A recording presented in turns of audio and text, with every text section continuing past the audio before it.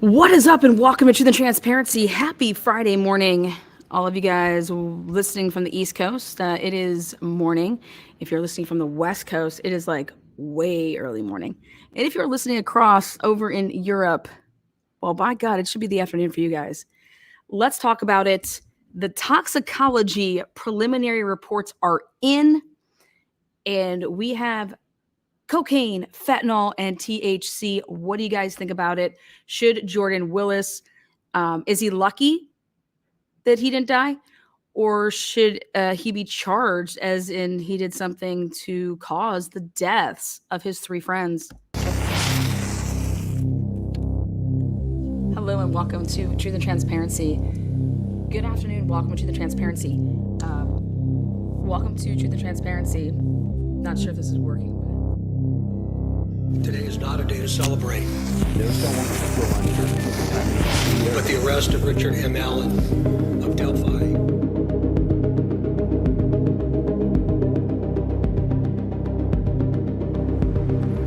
What is good, Nancy? What is good?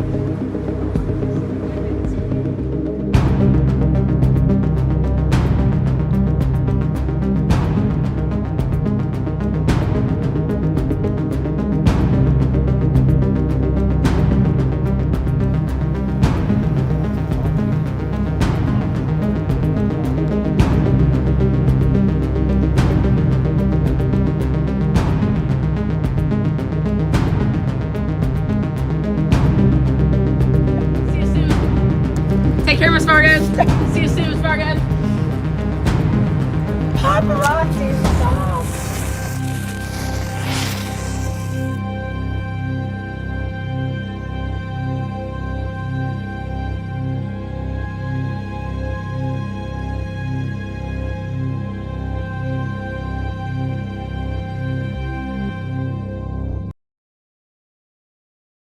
Breaking news here at 5 as we learn more about the deaths of three men found in the backyard of a Northland home. I'm John Holt. And I'm Christelle Bell. The toxicology report is in police hands tonight. Fox 4's Malik Jackson joins us now live from KCPD headquarters. Malik, what are you learning about that report that's out?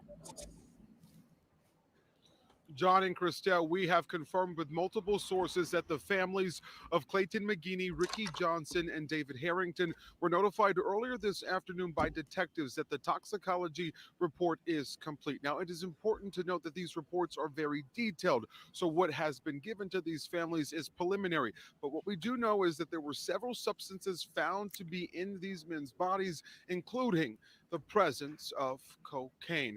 Now, let's take a step back here because we were given the timeline about 6 to 8 weeks as to when we would get these.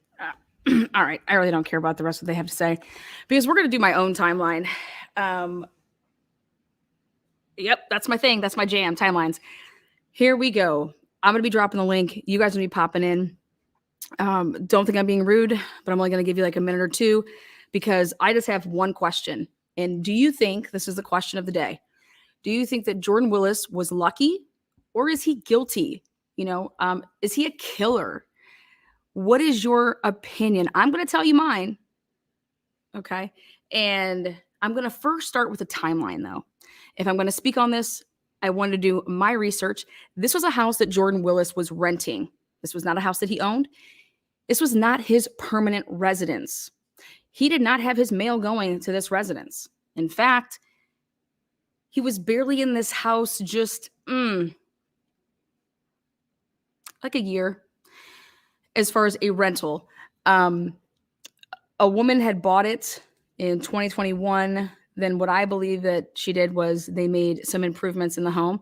And then the pictures that you actually see is what Jordan Willis saw when he rented this. And then I believe he put in the door in the back where his dogs could go freely.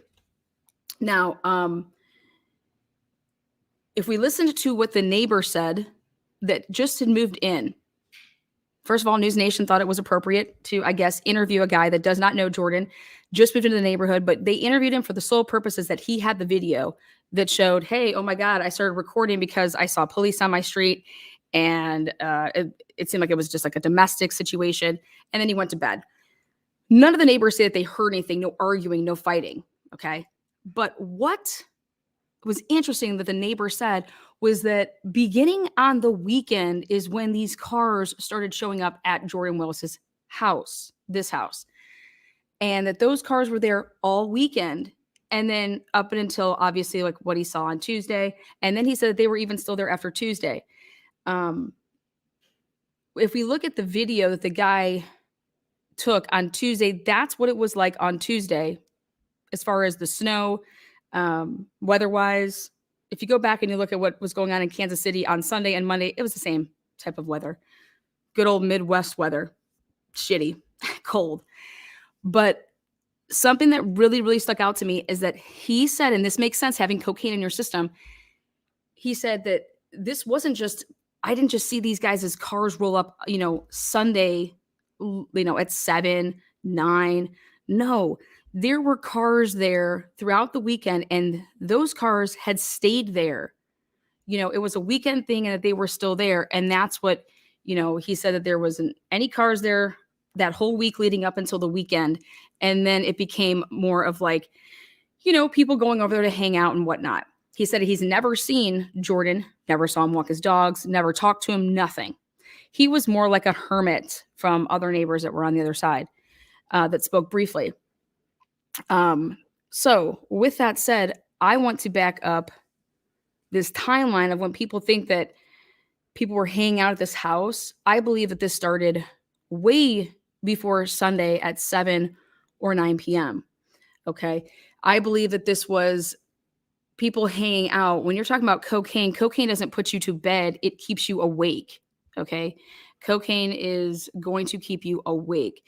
Cocaine is the number one thing being laced with fentanyl. So in the systems of these 3 deceased gentlemen, cocaine, fentanyl, THC. Now, with the fentanyl, the family has said that it was 3 times the deadly limit. So at a level 10 is lethal for fentanyl, a level 10. They were allegedly at a level 30. Okay, a level 30. So with that said, how do we know now, based on the one guy, which was Alex, the 5th guy, he puts more of a timestamp on when he would have seen these people last alive, in my opinion. So I'm not going with this. They started hanging out and partying at 7 p.m. or 9 p.m. or even at the start of the Kansas City Chiefs game, which was 3:35 p.m. Central Time. My time, it was 4:25. Okay. I believe that this was a weekend binge. They went over there and I was talking to my dad about some things back in the day, what his guy friends would do that had wives. They'd get paid on Fridays and their wives would get super pissed because they would take their paychecks on Fridays when they would get paid and go and give it all to a drug dealer and buy a whole bunch of coke with a whole bunch of friends and be gone all weekend. And then know that they're going to be in the doghouse and yada, yada, yada. So I always like to get the perspective of, I don't do drugs, never done drugs. But I have no problem with people that do drugs, because guess what? If that's what you want to do, that's what you want to do. So long as you don't push it on kids, so long as you don't rock other people's boats. If you can't do what it is that you want to do without harming other people, do you, right? Leave me alone. I ain't got no problem. Right? Right. So if 3 grown men want to party, hang out, do this on the weekend, I don't believe that anybody is responsible for their adult decisions other than them. I know a cousin has come out and said that Jordan Willis was the type that growing up, if you weren't feeling well, he'd be like, oh, here, let me make something for you. Let me do this. Let me, here, I got this for you, or I got that for you. Okay. Guess what? At the end of the day, it's up to you whether you take that or not. Unless I believe that Jordan Willis tied these men down and was forcing them to take drugs, then Jordan Willis, in my opinion, is either A, lucky, or he didn't take it. He wasn't indulging in what they were indulging in. You could also say he was, and he just has a tolerance. At the end of the day, what you are going and doing with your time as an adult that you are at your free will to do, that's on you. And people say, well, Lana, how would you feel if it was your kid? Well, I would be devastated if it was my kid. But I can promise you what I would not be doing is going and ruining anybody else's life because of my kid's choices. Okay? If I want to blame other people for my kid's choices, then that was the problem to begin with. Then that's enabling to begin with. To me, that's the root of the problem as a parent. These are 36, 37, 38, 39-year-olds. If nobody was holding them against their will, meaning you weren't kidnapped, and then you weren't tied down to physically somebody making you take this with a gun held to your, head. Nobody is to blame other than you and your decisions. When I put this, is Jordan lucky or is he a killer? His 3 friends are dead. Jordan's devastated, right? Anybody would be. Is he lucky because could he have been one of the deceased? Meaning if he was doing these things with them, why isn't he dead? So is he lucky? Okay. Or is he a killer, which, Nancy Grace wants to say a mad scientist that he was using these guys as guinea pigs. Excuse me? Nobody can make you do anything. Fuck, not even the cops, right? Not even the courts. The courts can try to make you do something, but if you don't want to pay your child support, what happens? Think about it. There could be rules in place, there's laws in place, but at the end of the day, nobody can truly make you do anything. You're just going to have consequences for your actions or lack thereof. This is a consequence, a potential consequence when you take drugs. That's just fact. Drugs kill you. Fact. Drugs can kill you. Fact.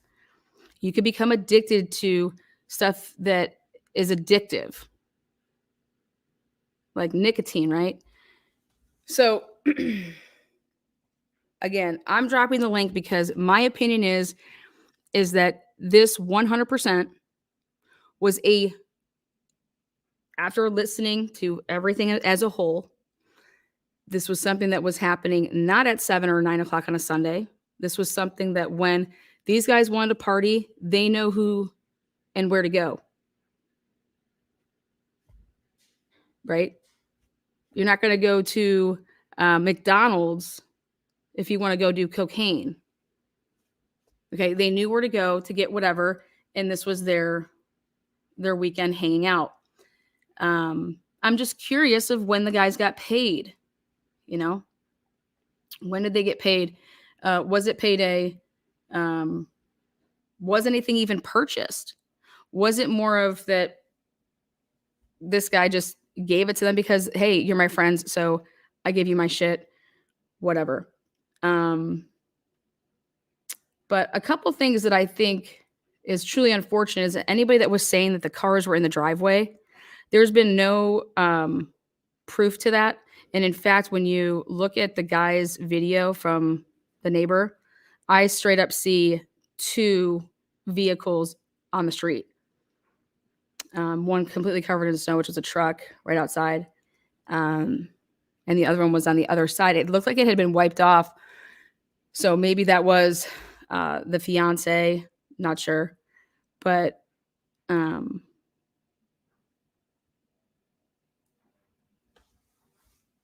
I'll tell you that I don't know too many people that when they do cocaine that they go outside in the in the windy conditions of Kansas City to go outside to blow coke. So for them to be found outside like they were, something that I would foresee is that you blew the coke that was laced in fentanyl on the kitchen, like counter / kitchen table. And that you guys then decided to do a line, do a bump, and go outside and then smoke a cigarette / smoke some weed.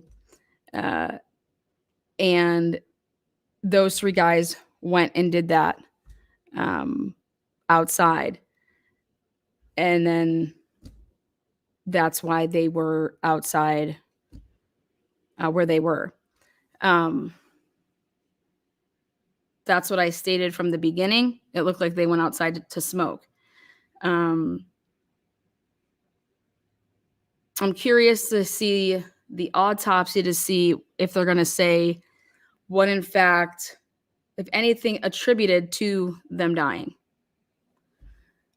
But 30 level of fentanyl and a 10 level is a killer. That makes sense with the scene, that it hit them and that those 3 people, boom, down right after they walked outside to go smoke a cigarette, pass a joint around. So do I think that Jordan is a killer? No, I don't. And I think that it would be a shame to arrest this man. He has to live with it the rest of his life. Okay. He's going to have survivor's guilt. He's going to live with this the rest of his life. But do I think that Jordan is guilty of felony murder? No, I don't. I'm curious to see if Jordan would be willing to take a drug test to see what was in his system, just to see what was in his system, to see what he had in his system compared to what, they had in theirs.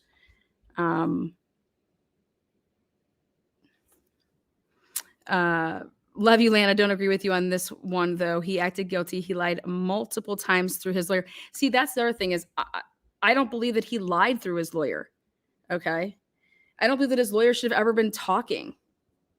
Because if you were that fucked up and you're drinking all weekend and those people were coming and going all weekend, those people stayed, those people left, that person is so messed up that they're recalling things that they're possibly cannot remember. Did you guys see the picture? Okay. Too late for him to take a drug test. I disagree. Cocaine and fentanyl stay in your system for a long time. That's why people don't do the drugs if they work at certain places, it's going to stay in your system. Disagree with that. I think the cops should have asked Jordan to take a drug test back then, if he was cooperating with police.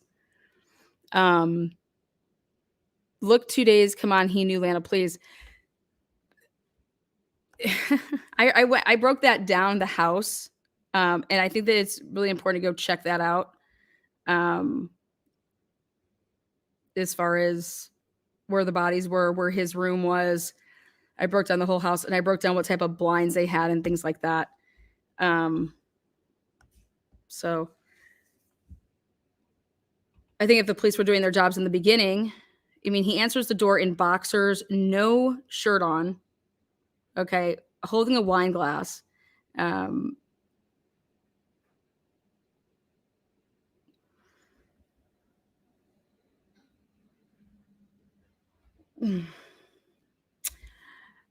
But again,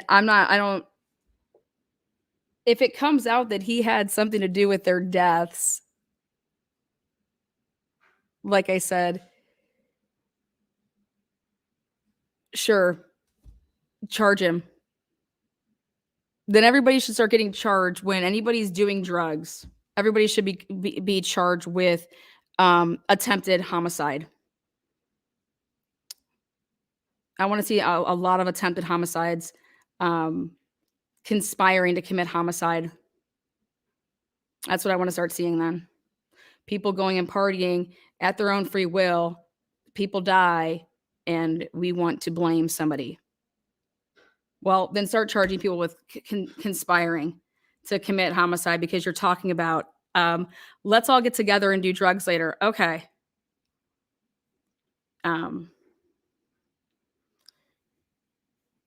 Again, people can say, okay, well, if you make an example out of somebody and you show that, okay, this is going to be considered that, I think it's going to become discretionary, just like anything in life.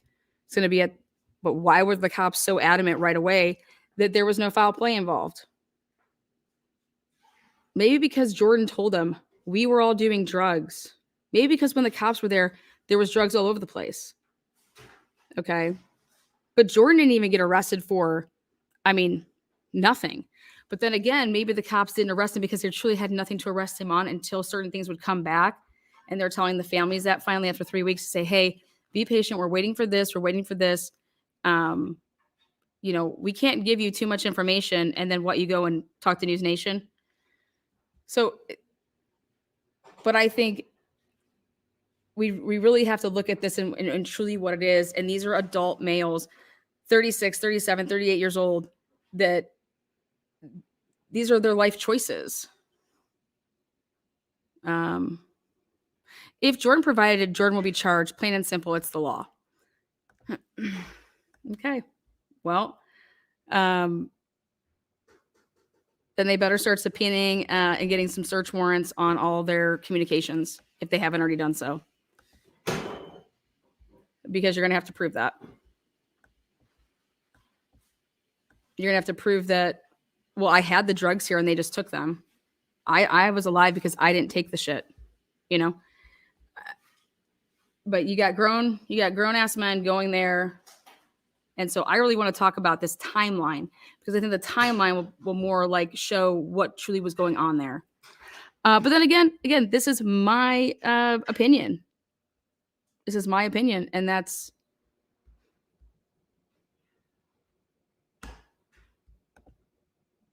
blaming somebody else for my choices. I don't, but there's the link. I want to hear from you guys, but I just don't believe that I should be blaming other people for my choices unless I was held by a gun and unless I thought I was hey, can I get some aspirin? And he gives me freaking lace fucking whatever pills. And I think I'm going to take an Advil. I'm curious to see what time they truly went there that weekend because the neighbors straight up says that they were there all weekend, that this did not just happen. They didn't just show up on Sunday night. And that makes sense to me. How much cocaine was in the system?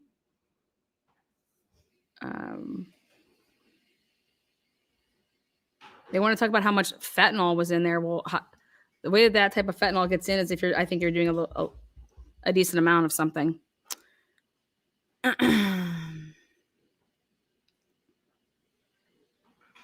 You think the chemist would have?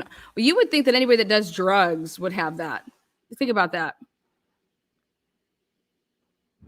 Think about that. I say test your drugs. There's a way to do that. Test your drugs.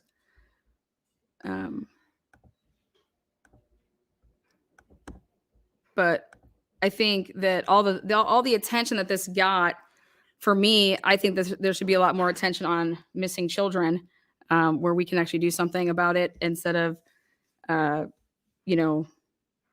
exploiting the Kansas City Chief name, in my opinion. Look at this. Kansas City Chiefs fans found dead. Everything. Kansas City Chiefs. Let's just ride that name all the way, to the Super Bowl.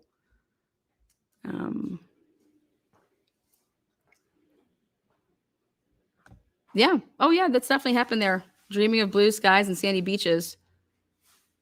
I had a co-ed volleyball team. We're called the Sandy Cracks. So I like your name. Sandy Cracks, Sandy Beaches. She says, I know someone, or he I know someone who did 8 years in prison for death of his friend who overdosed when they were partying because he supplied it.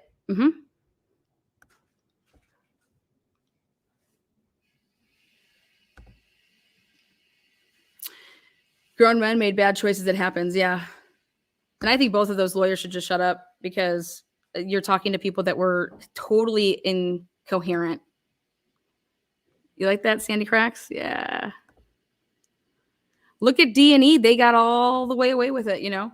I am rooting for the Chiefs. Go Chiefs, definitely. The Swifties are going to be... I think Taylor Swift should take over the halftime show. They don't even have to pay her. The NFL's taking a huge budget cut. Taylor Swift agreed to do a halftime show free of charge. Travis Kelce and the team will be dancing at halftime. We're going to have a dance-off against Purdy and the 49ers.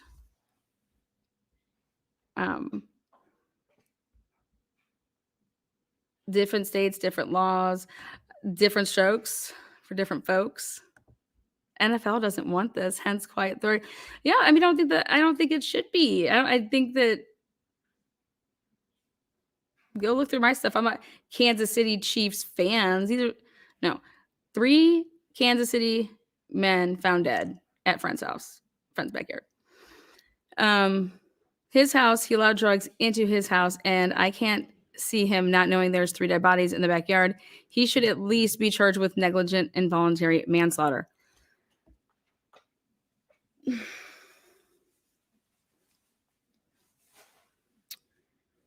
Well, I'm curious to know if there was any throw up in the back. I know that sounds sick. I don't want to.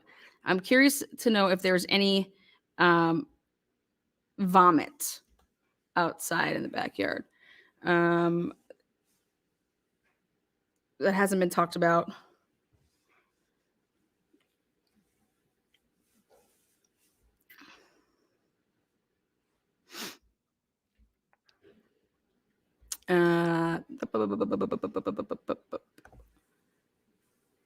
No, thank you.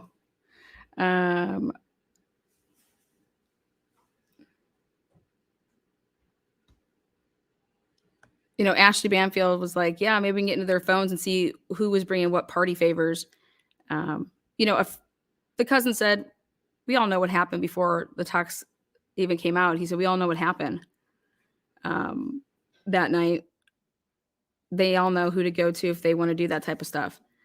And that was interesting to hear him say that because it's all been the storyline that these guys don't do drugs and, blah, blah, blah. Well, I'm curious to know when they actually arrived there that weekend. And I'm just shocked that the fiance didn't go there before 8 or 10 o'clock at night on Tuesday.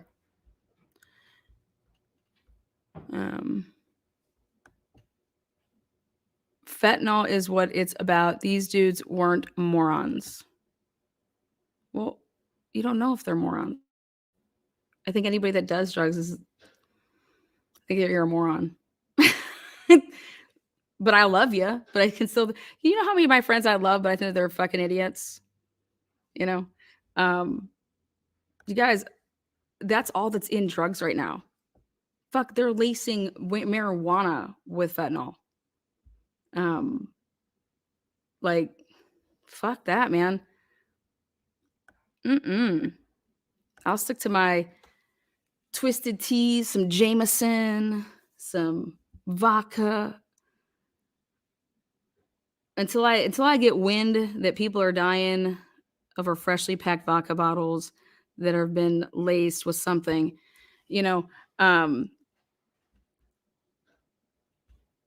thank you there, Janet. Appreciate you. 100, Lana.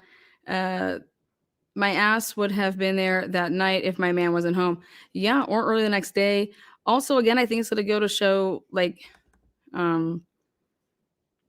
you get an argument with your? I can't imagine all 3 of these guys got an argument all the same weekend with their, girlfriends or spouses. But,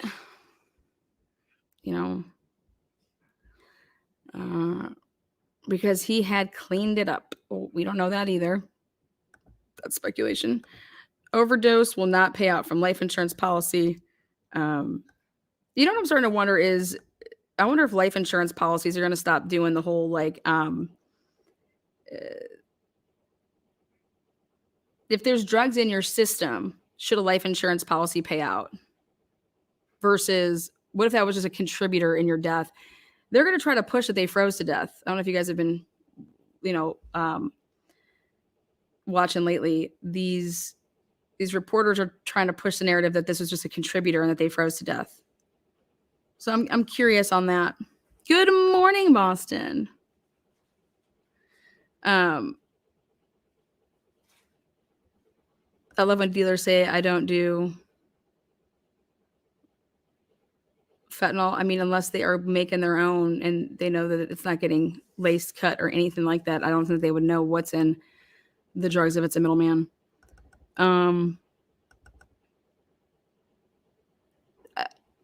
I just don't think Sunday was the kickoff to the timeline. And that is consistent with the neighbor that recorded the incident. He said that weekend, he didn't say that night. And in fact, he went fishing all day on Sunday. So he saw those cars before Sunday because he went and was fishing all day. Okay, so it wasn't like he saw them roll up at 7, 3, or 9 on Sunday.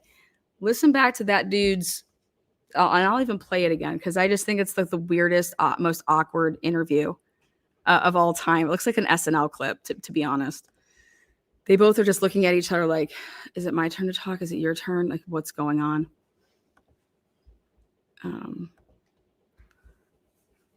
Let's do this.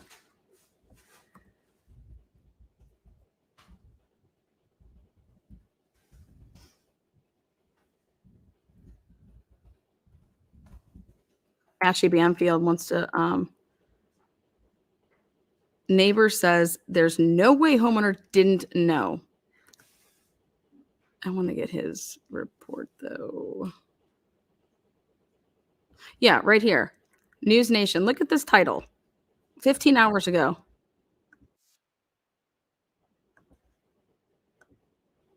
Much more potent than morphine or heroin is.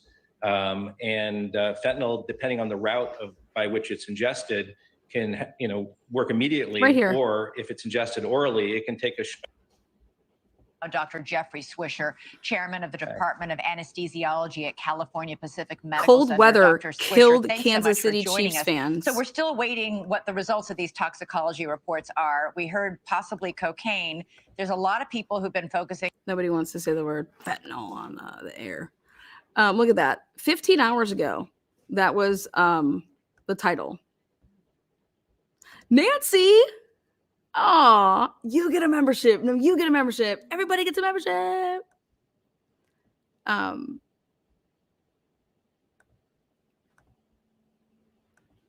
Oh, here, hon. It's right in chat, so there's the link right there. Yep, just click that and it'll take you in the back area. And then you just have to mute, if you're watching on YouTube, you just have to mute that so it doesn't make that echoey sound. They're all adults. They had a choice. But look at this. Cold weather killed Kansas City Chiefs fans. This is their title, and this was 15 hours ago. 15 hours ago, and this was after they got the toxicology report, the preliminary one. And I just think that that's wild. Wait, cold weather killed? Well, do you guys have an autopsy that we don't have? I mean, what the jeez. Passed out due to fet, then hypothermia.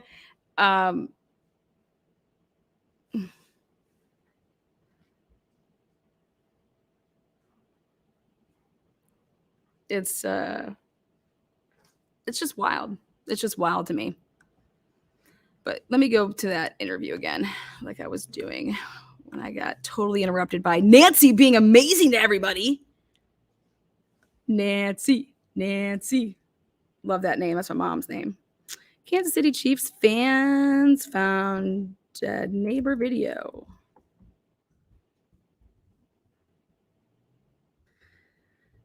And find this video no more. Oh, wait, there he is. Is that him? There he is. There we go. This is Ashley Banfield wanted to see them being rolled out. Hey there, Lex. Can you hear me? Lex, you were live with Truth and Transparency. If we can get you on here, you might be having some internet issues there. Looks like you're circling. Well, we'll come back to you here in a minute, Lex. Here we go. This is the interview I'm talking about. Ashton Brady. He was the neighbor who lives right across from Jordan Willis, who just by happenstance looked out at the exact moment that 911 was being called. Ashton, we know now that that was Clayton's fiance that actually discovered those bodies, called 911 and alerted the authorities. Just walk me through what you saw in that moment. So basically, I was just going, turn off all my lights. I was getting ready. So right there, that's one of the trucks. See, covered in snow. Okay. It's right outside the front of Jordan's house. All right. And you can see underneath the vehicle, it is completely dry. Completely dry, meaning this vehicle was there when there was no snow on the ground. Okay. No snow was on the ground when that truck was parked. So what I'm trying to go take a look at to see when that snow started falling. Okay. But no snow was on the ground when that truck was parked. For bed, locking the doors. I went to lock my front door, and I saw a woman come out of the backyard on her phone, and she looked distressed because she kept looking back towards the house, and I thought it was weird. But I just moved in, so I really didn't know much, and so I just went back to my room. And see, all those vehicles that are lined up, those are police cruisers that have the lights on and whatnot. So, and then I do believe that car that's on the other side, I'm telling you, the way that it's all wiped off, it looks like it was drove possibly by the fiance over there. 10 minutes later, I saw an ambulance drive by, and I said, well, that's just weird. Something's going on. Went to the front room, looked out, and I saw that there was already 3 cop cars, and there was a man detained, and the woman was talking to the other police. And basically, I kind of watched that conspire for an hour or two. The man eventually left. The police searched the house, went through the backyards and everything, and I had no idea what had happened. And the next morning, I saw the news that they had found 3 dead bodies, and I just was kind of in disbelief. I was like, wow, I watched that happen. Right. And actually, we're looking at that video that you shot right there on the top left corner of your screen. So basically, you're saying that's the video where you're actually looking out and you can see Jordan Willis being detained. That's probably within the first 5 to 10 minutes. I was like, oh my goodness, something serious is going on at least. So, yeah. So your red flags were going off in that moment, but even before that, right? Because you saw some of these victims' cars that were right here parked in front of your house, and that also kind of alerted you, right? Because that was unusual. Yeah, we had just moved in, but that week we had never seen those cars there. And then all of a sudden, that whole weekend, there was cars parked right in front of our drive. And all of a sudden, the whole weekend, this is important, the whole weekend, not just Sunday coming over there to watch the game. Because listen to what he says. He leaves on Sunday. He goes like ice fishing. They never left. And they stayed there until the police came. And even after that, we found out they're deceased. But yes, those cars never left. And obviously that was something that raised your suspicions at all. Tell me, I know you hadn't lived here for very long, right? But tell me at all about Jordan Willis, what you know about him. I mean, did you ever see him out and about? Was he friendly? Did he come by and talk to you ever? Honestly, I've never seen him out. I never saw him or talked to him. So I cannot speak for that. Honestly, I do not know. How about the fact that just something that is so strange, this case in general is bizarre and we don't have many answers, but the fact of the matter is 3 men were outside for 2 days on this backyard, one sitting up in a chair, 2 laying down on their backs, frozen to death. I mean, how do you wrap your mind around all that information? It's a lot, honestly. I imagine it has something to do with a bad drug or something. Oh, imagine. Doesn't feel like they're getting closure because right here, their answers were going to come out. Friends talk about it. It's really hard for me to say, but I feel like it had to have been just maybe an accident. I don't know. It needs more investigation. With an IFB, Chris Cuomo, the father of one of,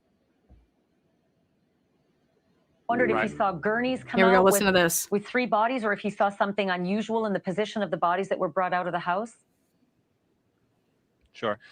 We want to know what you saw beyond those initial things that you've shared already, in specific about the bodies coming out of this house. Were you still awake at that time? Did you witness gurneys or medical examiners actually coming out with these bodies or taking them out? So I actually did not.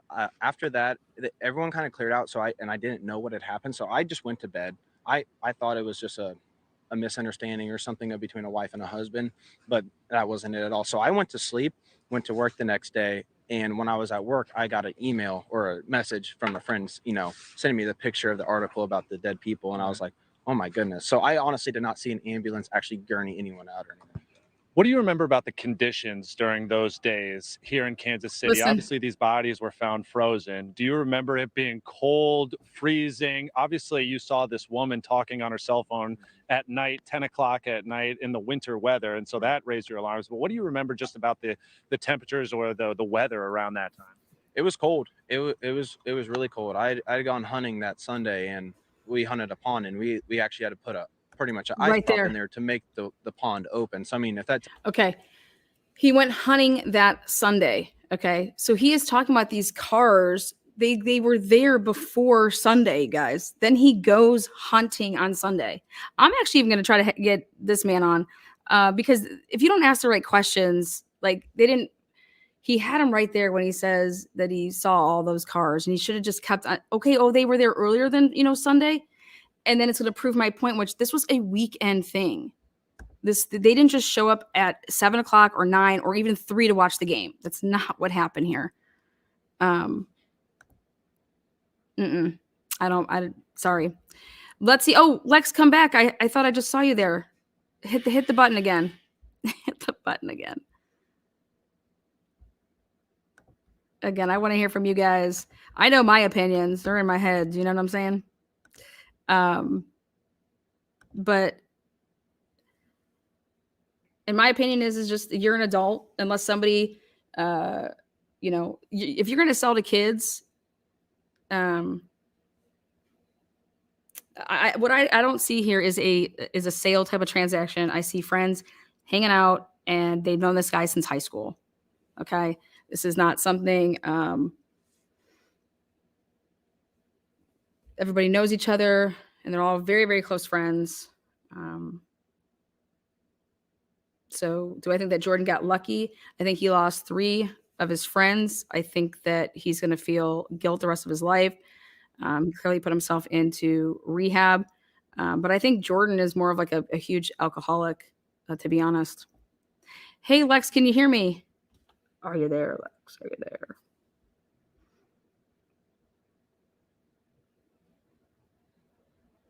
So tell us anything. We could walk on the ice. That's how thick it was. So I mean, it was definitely below freezing and not temperatures you want to just be outside hanging out. What time did you come home from? Yeah, enough to raise red flags. Ashton, thank you very much for sharing that insight with us. Thank you for watching. Yeah. Thank you for telling me that you went hunting on Sunday because that helped me out. Let's see. Yep. The toxicology, no, it's nothing about time of death. It just literally comes back as a report and it just shows you what's in your system. But I think if some of the questions were asked better, were when somebody says something to you, you should have, that's why interviews, when you don't go with planned stuff and you listen to what they say and then you ask off of the cusp, but honestly, sometimes better. Lex, sorry, I don't know what's going on, buddy, but we're having a hard time getting you. I did want to hear from you too.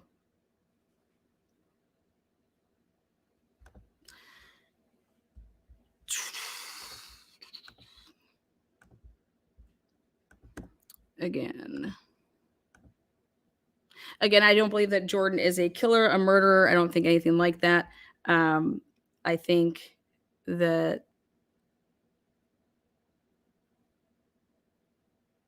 in order to charge him with something, you're going to have to show, involuntary. Who's to say what they ingested didn't get brought brought there. And he's like, no, I supplied the cocaine. They supplied, these pills. It's going to get interesting if you're going to go tit for tat with stuff. All I'm saying with when you do drugs. Oh, wait, there you go. Hi, Lex. Oh, I turned off my Wi-Fi and just went on mobile. I was Okay. think Hi. that, it was just so scary from looking like I just woke up. Oh, no, you can, if you don't want to be on camera, you can just hit the camera button and it'll shut off.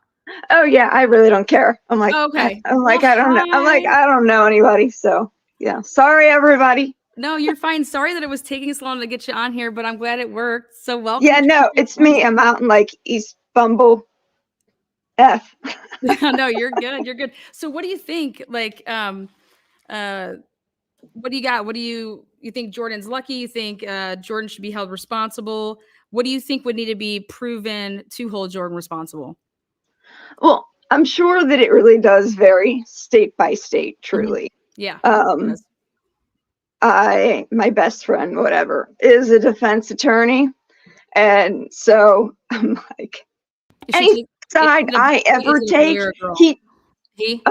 I'm sorry. Oh, is it a boy defense attorney, girl? Boy, and he's been practicing for 34 years. Perfect. Is he taking new clients? Oh God, he was. Lana, seriously, if you want to talk to him, he drives me crazy because I'm like, seriously, I'm like, they don't need to hire you because you just told them everything they needed to know. Like, right, there you go. And he's really good. He's defense. I'm like, he's even death penalty certified and everything. He's been, yeah, he's a rock star. He goes to literally every single county around here, and everybody knows him. And because he's not a prick, he's very personable. I will give him that much. But besides that, that said, any side I take, he will take the complete opposite every single time. He wants to have a debate. Oh my God. No, he just wants me to shut up because he's I'm tired about what I don't want to talk about work, except for when he wants to talk about work. There you go. And I'm like, it's your fault. You got me interested. So, but so, he's just like, so his opinion is like, well, I deal with those clients all the time and I'll eat them alive if they want to take me to court and like side with Jordan per se. Mm-hmm. In the same sense, he's had the other side and he will do the exact same thing. And they do prosecute him, at least in Pennsylvania. Yeah. I've had my fair share. Yeah, I know Pennsylvania pretty well now, dealing with a couple of the cases that I've helped out with there. So, yep, Pennsylvania will. What would you? They're trying to get to the source, is what they're trying to do. They'll prosecute the person trying to get to the source of where they actually got whether it's the cocaine, the fentanyl, because I mean, like he said, he was like 10 what? What does 10 stand for? I'm like, I don't know, but if 10 can kill anybody, then 30 can kill. A level 10, they were at a level 30 allegedly. That's what's being passed around. Exactly. Right now. Yeah. And I was like, clearly they were high enough that, as soon as they touched it or consumed it, they probably died. And I'm like, my thing is, dude, if he didn't die, then how do you not notice that your friends are just suddenly gone? If you go to sleep, do you not go to the bathroom for 3 days? Do you not look out your front window at all and see his car still there? He had to have cleaned it up. He had plenty of time to clean it up, and he got the hell out of town real fast. And I'm just like, and it was the perfect time, because right before it came out what was in their system, he went into a treatment center, and that was for his safety and protection. I promise you, his attorney put him there. So yeah, I think that he should be responsible. I mean, I according to their laws, I'm just like, if he did it, and especially if he did it knowingly, I mean, that just seems, for them to have all the same exact amount is very curious to me. And for him not to, like I said, clip some of his hair, you'll be able to tell what Yeah. Oh yeah. 100%. Anybody that's thinking that you're not going to be able to, I'm just curious if the cops did that right off the rip, like for them to rule out, that there was no foul play. I think that we should all be asking the cops the questions is why did you rule that so soon? Why wouldn't you just leave it as, these are suspicious deaths right now, and until we get more information, we're not, it's an open and active investigation, and just leave it as that, by them coming and saying that, literally right off the rip that there's no foul play here. Um, I think that all the frustration should truly be go back to the police and ask them that, you know what I mean? They're the ones. Oh, I agree. And I think they could be doing that for one, they're either clueless, like they clearly are a lot of times. Yeah. And I don't say that lightly. I have police officers and I have military in my family. My nephew is actually a police officer for the Supreme Court. So I'm just curious who made that call. You know what I mean? First responders aren't making that call. So what detectives who made that call? That's not coming from first responders. I mean, they clearly detained him. And Red Metal, you're up next there. So just you can shut me up anytime. No. I was just letting them know that when they come into the back area, I just let them know that I can see them and that they're sorry. No, you're good. So your thoughts are that, hey, if Jordan supplied it, Jordan should be held responsible for what, in like involuntary manslaughter, something along those lines. He could even be first degree.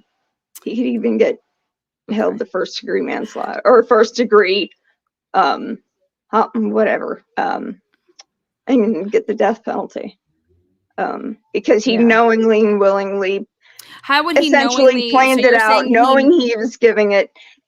You think that he knew? So you're saying that you think that he knew that fentanyl was in there? Yes. Yeah. Well, if it came from him, I think he's too smart not to. He's got to have something to be able to test it. I don't know. Maybe there was more than something. He needs to be held to some standard, not just because of who he is, just because it came from him. I just think, how would you not be like, the fifth guy brought it, or, one of the guys who died brought it, and he hasn't said that at all. And if you were innocent, I would be going, they didn't get it from me. It wasn't me. I promise you that. I am so sorry they are gone. I am so sorry. I will cooperate. I wouldn't say anything. I would get a lawyer immediately, and I wouldn't say anything. I just mean to my lawyer. I won't talk to a cop ever. I'm right there with you. I meant speaking to his attorney. Yeah, I would have told my attorney not to talk to anybody. I don't. Yeah, his attorney needs an attorney. Yeah, 100. Well, Lex, you are awesome, and I appreciate your opinion, and I appreciate you popping up on here. It was great to finally get to talk to you. Yeah, hit it the next time I drop the link too. I love when people pop up. So thank you so much. Yeah, hope to talk to you again. Hey, and just let me know if you need anything. So I will. I'll send you an email. So please do that. I will. All right. Thank you. See you. Have a great day. Lex. All right, you too, baby. Oh, what a sweetheart. That's cool. What is up, Red? Is it Metal? How are you, Lana? Good. How are you? I'm doing good, thank you. Oh, good. So what do you think? Jordan, lucky, mastermind, scientist, mad killer. When I say lucky, that, he was probably partying with them and just didn't die, or what do you think of the situation with the personally, I agree with you. I don't think he partook of it because I think he would be dead with them if he did take it. And so I think that they just went outside, had a bump, all of them, and then started smoking cigarettes and just kind of fell asleep and died out there. Yeah, I'm curious if Jordan's a smoker or not. I'm curious because I don't know too many people that decide, hey, we're going to go outside and blow coke versus like you're going to do that inside, and then you go outside and do smoke cigarette or pass your, I don't know, bowls or blunts or whatever you're using. But I know people. I know the suspicion is around like the whole 2 days, and I did a live on the layout of the house, and he had a bathroom in his bedroom. And depending on if he had those like white blackout blinds, and depending on if he always had his, if he always had everything closed up, meaning shades down, I don't see this guy needing to peek out the window of his house to be like looking around. And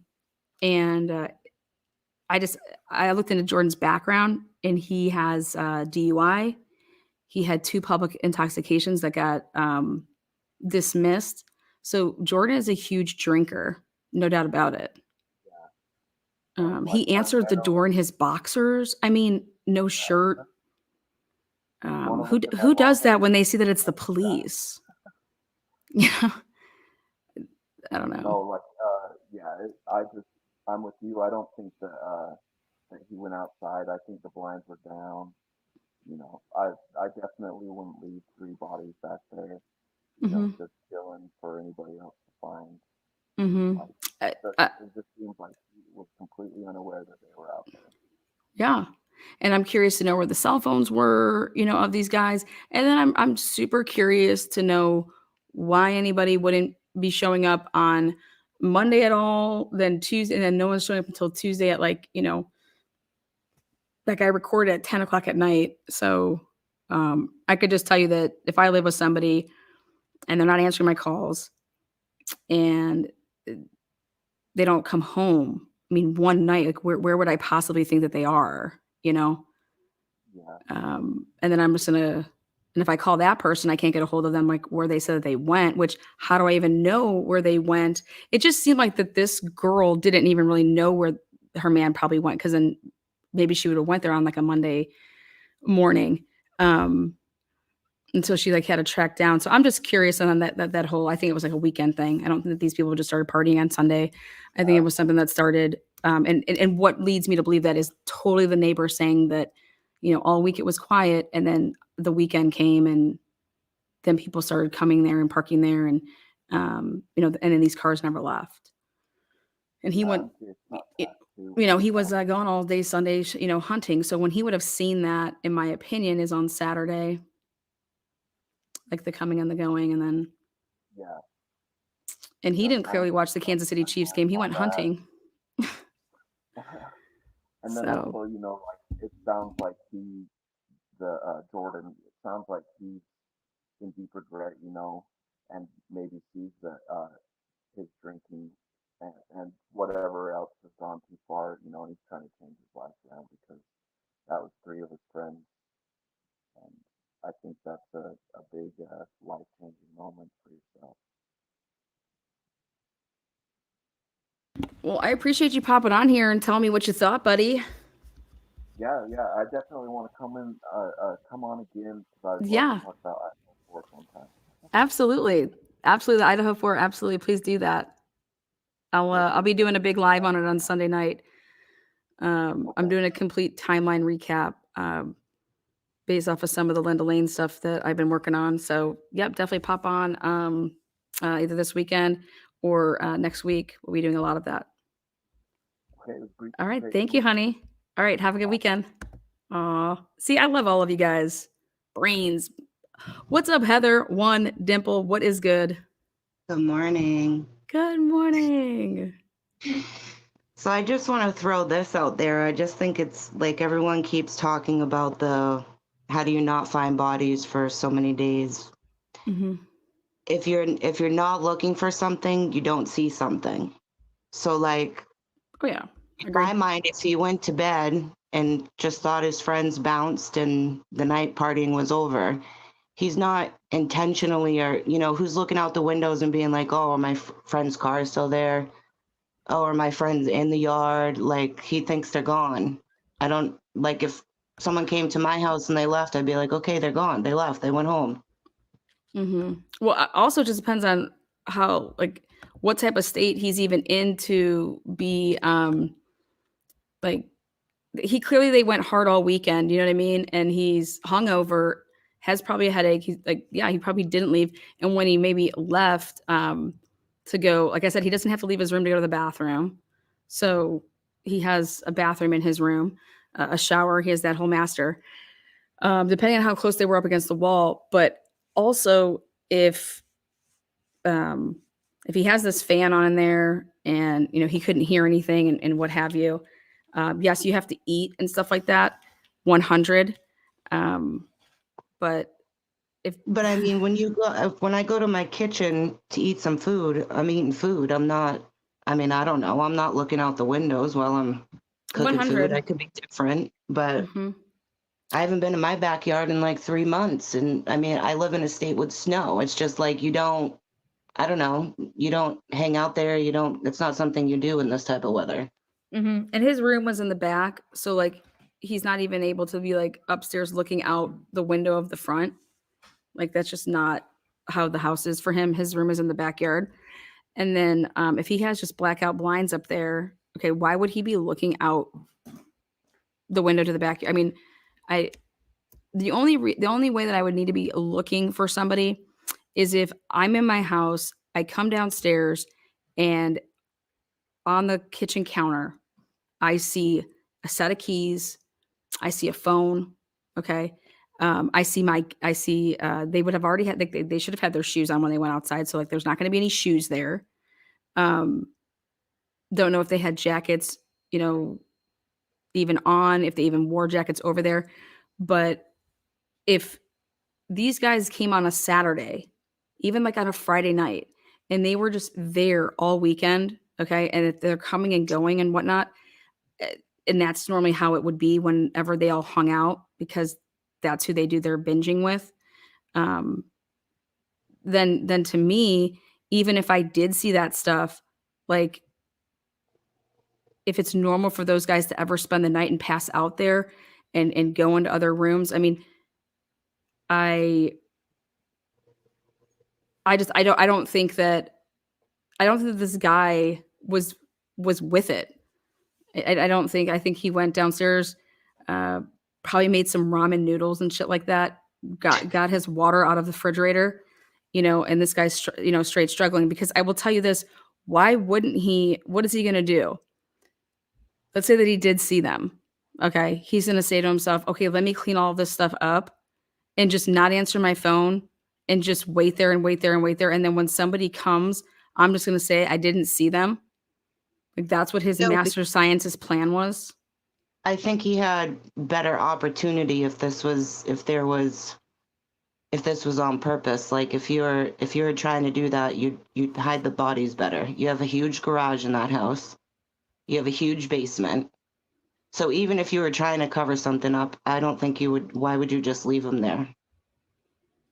Yeah, no, I would think if anything, there would have been a phone call to somebody that you thought that you trusted to, oh my God, can you come over here? You're not going to believe this. I don't know what the fuck to do. You know what I mean? Like that's like, this is the guy that answered the door in his underwear, blue boxers, and no shirt, with a glass in his hand, of like a wine glass, whether there was wine in it, whether there wasn't, whatever was on there, but didn't even have the wherewithal to look and see who he was opening the door for. Like, oh my God, it's the cops. Like, who answers the door like that for the police? But again, I don't see. I think he was just in wrong place, wrong time situation. And it's unfortunate because 3 lives were lost, but I don't think that. I mean, the families are going to want to find someone to blame for it. Yeah. So of course absolutely. they go to Jordan, but I think you need to look at the whole situation. And I don't know. I mean, obviously his lawyer has done some sketchy stuff. I think his lawyer needs a lawyer. I think his lawyer's a fucking moron. He shouldn't even be talking. It's just so stupid. But I would think that there would be a paper trail if Jordan woke up and actually saw them. Were there any You guys see how there's all the snow that's down there, right? You guys saw how all the snow was down there. How about this? Don't you think if when the cops were there and they noticed that there was no, if Jordan actually found them, open up the door and you could see like that there would be footprints? Like, would there be any, you know what I'm saying? So when the cops were there to say, I mean, I don't know how trampled on it was by the fiance, But I think it's interesting that she, I would be going upstairs and opening up those doors upstairs, you know, um, I think knocking on she's all the super doors sus upstairs. from day one. But I here mean, when she goes in, he doesn't even hear her there.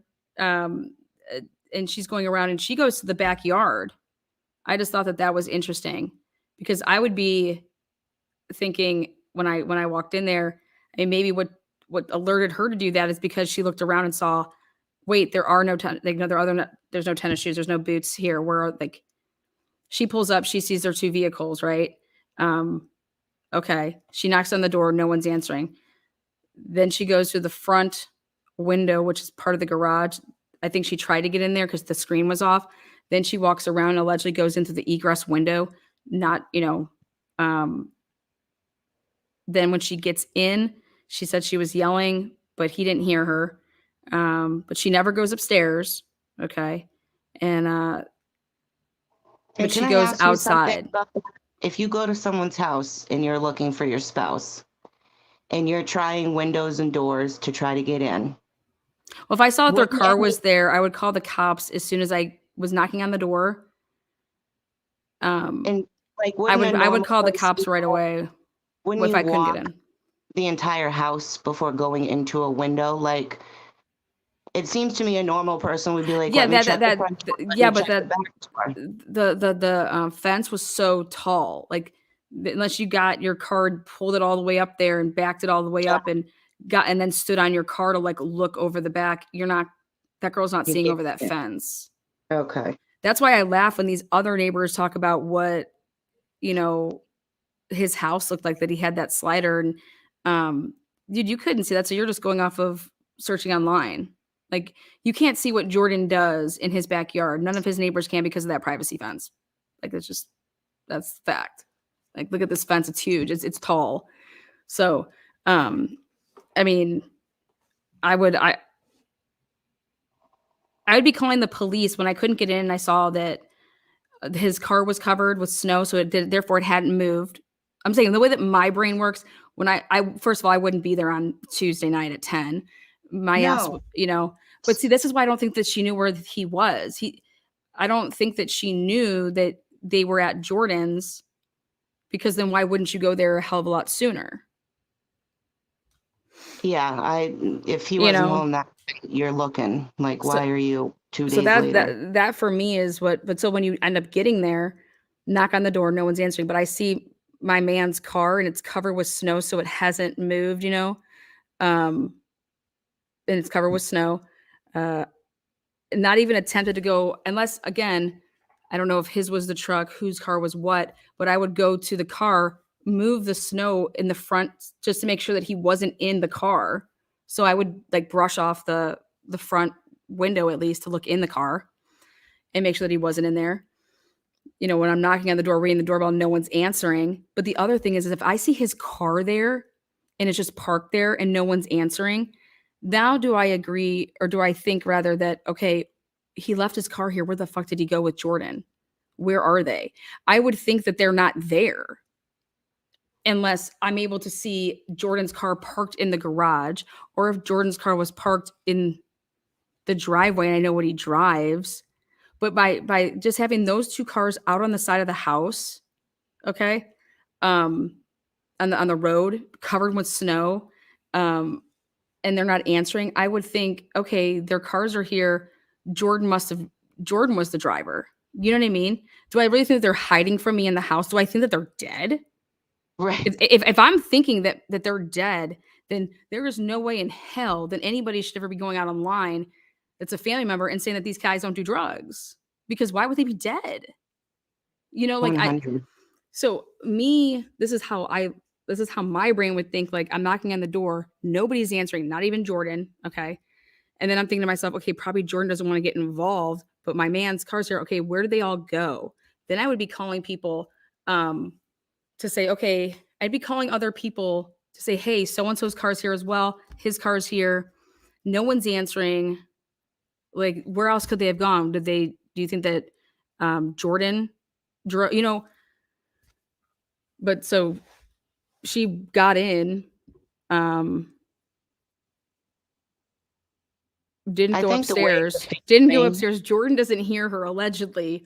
Then she goes into the backyard because she's looking for them. And I'm just curious to know, I would just want to ask her one question, which is what made you go to the backyard? Why would I ever think that they were in the backyard? You know what I mean? And why would you, if you go into a house and you're yelling names and no one's on the main floor answering you? Like I would have to see that their phone was there. I'd have to see something like their phone, their wallet, their keys, and even their keys being there. You know, I would have to see something that gave me reason to believe that they were still at that location versus not with other people that drove. Just because his car is there does not mean that he's there. You know. I'm curious what their relationship is like. The fiance who is there, how that dynamic was, because it's still just seems odd to me that you wait that long to go looking.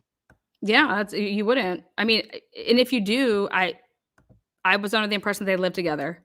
So thank you so much there, Michelle. It's Oprah here this morning. All right. Well, I'll jump off here, but Oh, I agree you're great. and We love you, girl. People need to leave Jordan alone. Yeah, until, I mean, you're going to have to come with some, this is, these are all friends and it seemed like they were hanging out all weekend. And it seemed like this is something that they've done before. That's what it looks like to me. Exactly. All right, girl. I'll talk to you soon. Bye, Heather. Oh, she's great too. Everybody's just great over here in this lovely morning Friday. For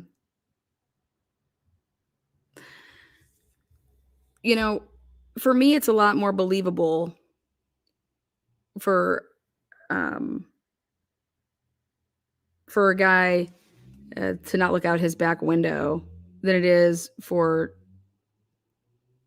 two girls to hear a complete slain fest with four friends being stabbed to death, blood in the home. Somebody's in your home doing this. You don't get harmed. But you hear things, but you just opening up your door 3 times, but you don't do anything. You don't truly leave to go check anything because your house is like tiny. Like all you had to do is take 4 steps, look down the hallway to see Xana's room. All you had to do is walk up 7 to 9 total steps to get to, Maddie's room. So if people can believe that Dylan and Bethany's, and I'm going to go with more like Dylan's story because they kind of shut up Bethany. Dylan and 4 dead, bloody bodies that were just, but people have a hard time not believing that somebody wouldn't know that someone's in their backyard. And here they're openly admitting Jordan is that he's an alcoholic. He does drugs. He enters in rehab.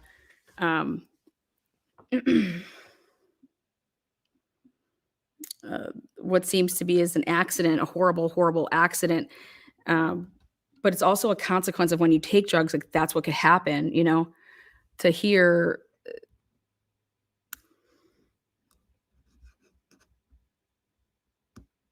The neighbors said that they didn't hear anything. The neighbors, these guys weren't outside screaming, like banging on the door, like help, like, oh my God, I'm ODing, or I don't know, or oh my God, this guy is ODing. You think they all OD'd at the same time? Like somebody wouldn't be screaming like help, like nobody had their phone on them to call 911 really quick or call Jordan's phone or bang on trying to get out. So they all went down at the same time. That's think about that. So I would want everybody on the jury that believes that Jordan should be charged with a crime. I would want them as my jury in the Brian Kohlberger case. Because I think that if they can believe there's no way that he would have not known, then you would feel the same way about Bethany and Dylan. That's just a no-brainer. And if you totally say no, now I can see that, then I think you're just whack-a-dack.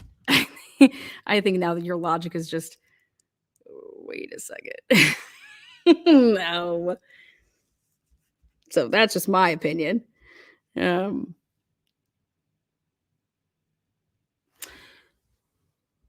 Linz, I completely agree. That's what I said in the beginning of my live. I said there's one exception to the way that I think, which is if you are selling drugs to children, that's a crime.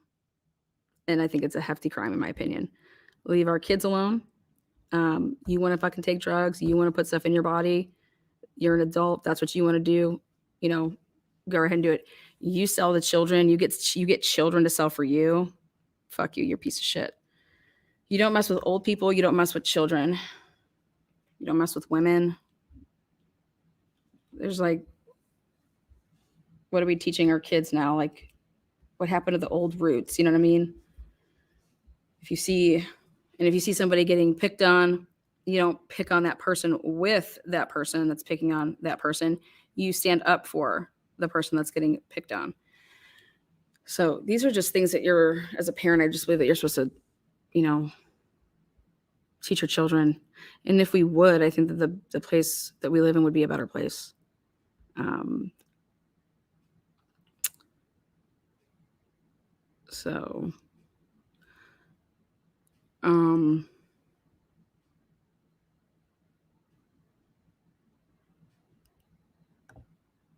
Facts on facts. My dad would have killed me if I ever hit a woman, literally. Yeah.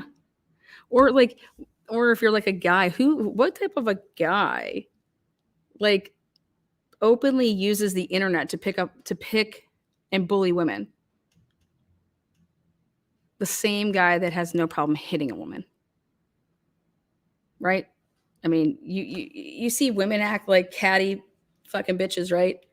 But a guy going on the internet and picking on women, the only person that does that is a damn woman beater. And I've proven that. It's just sick. But I have a problem with us wanting to blame other people for people's choices.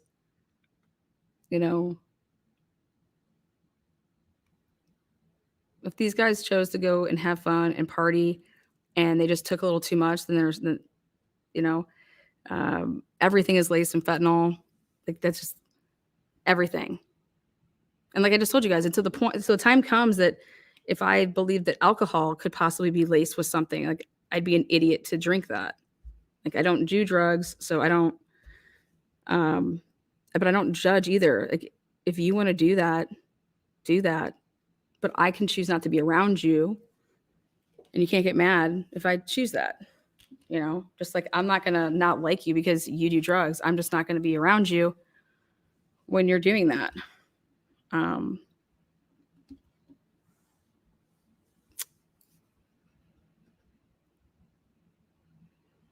It's sad. But no, I don't believe that Jordan tied down anybody and made anybody his guinea pig and was going to test out these new pills or some shit like that. Nancy Grace is just, no, sorry. But I think that if we want to go as a parent and blame and we want somebody to be held responsible for the fact that my kid is dead because of a drug overdose, I feel like that that's just a form of enabling to the point of from before, when you find out that your kid's doing drugs and you're like, oh, it's because you're hanging out with Tommy or Susie. Yeah, your friends can be horrible influences on you. Or you can teach your kid to overcome the peer pressure and to say like, hey, if that's what you want to do, but nobody should ever be making you feel like, oh man, you got to try this. Oh, you're a pussy if you don't. No, you're a pussy for even fucking saying that. What, you can't do it on your own? That's what I'm teaching my kid. Oh, you're not bad enough to do it on your own? You need someone to do it with you? Fuck you. Let's see how big and bad you are. Do it on your own. You're such a fucking follower. You need people to do shit with you. Be a fucking leader. Go ahead. Do whatever the fuck you want. Stuff like that. That's how I'm raising my kid, because you're not going to sit there. You have to teach your kid the mentality to have when somebody tries to present something like that to you. No, only weak people need people to do stuff with them. Be a leader and do it on your own and watch who follows. How about that?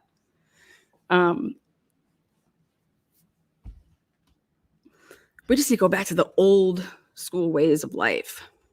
That's why that's why I don't think the mafia was a bad thing.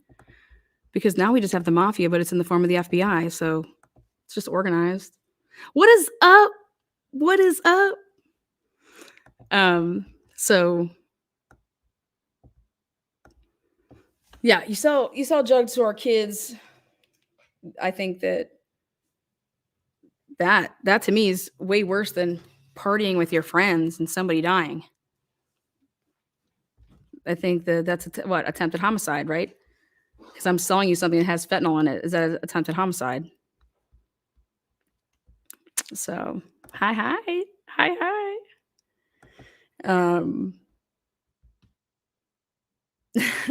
I knew I was screwed when I had my wisdom teeth pulled. There was no question. I liked it and was going to look for that feeling again. The mafia had a code. You're damn right they did. They didn't mess with older people. They didn't mess with women or children. And if you did, you got the green light from everybody to beat the fucking shit out of that person, bury them, and nobody asked any questions. You know? April says, I agree that adults are responsible for choices that they make, but I also think there should be a level of accountability for these dealers. Correct. And my question is do we think that Jordan is a dealer, or is he just doing drugs with his friends and he was the one that could afford them? Okay, so he bought them and then these guys, hey, we're going to go party with Jordan. Or did they throw down on it? Like, here, the people that we can get this from. Okay. Or if you're going to sit here and say Jordan makes his own drugs, Jordan, was his house, does he have a farm somewhere? What's he growing? Where's he getting it? Like, what do you mean? In a lab, he's making his own pills? Like, you're going to have to prove all that.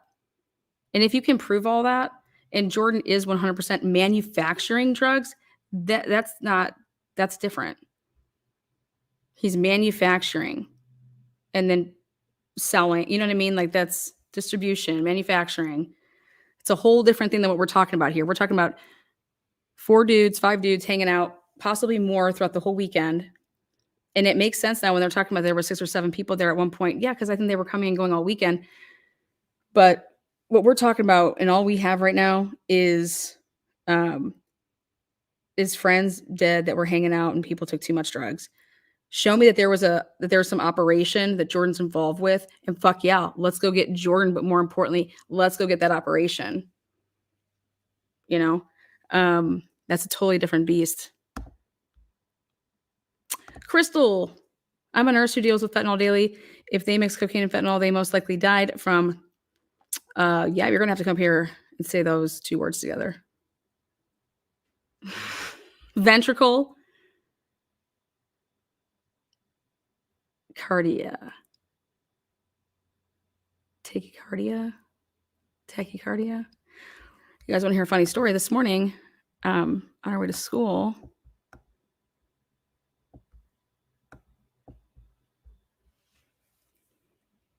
I thought I saw a drug deal. I looked that way. I was like, oh my God, it's a drug deal. Boom, hit a curb. That's what you get. I was going to stop that drug deal. No, I'm kidding. Hit a curb. It's like, God told you to just focus on the road and let people do their drugs. No, I'm kidding. I'm going to wrap this up, but I just think we can't go blaming people for other people's choices unless there is truly something there. These are adults, in my opinion, and the resources that we should be using to find missing children or putting towards other cases. But this to me is, I don't think it's sinister. But if there's evidence that would be there, then obviously, yeah. But why are the cops so quick to say nothing to see here, nothing to see here? I don't know. Tell me that there's a conspiracy with Jordan and the cops, and I'll listen. Start paying our cops better, and then maybe they won't be so fucking corrupt. That's what I think too. I think that they should get paid more. I think teachers should get paid more. Why shouldn't they? Our teachers are so important, and we're paying them like fucking dirt. They're the ones that are with our children. How many hours a day?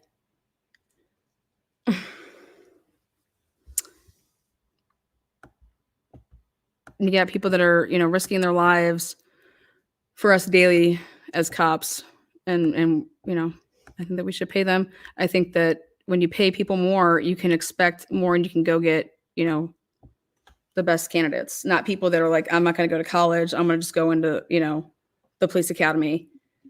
So I can go fuck around, you know?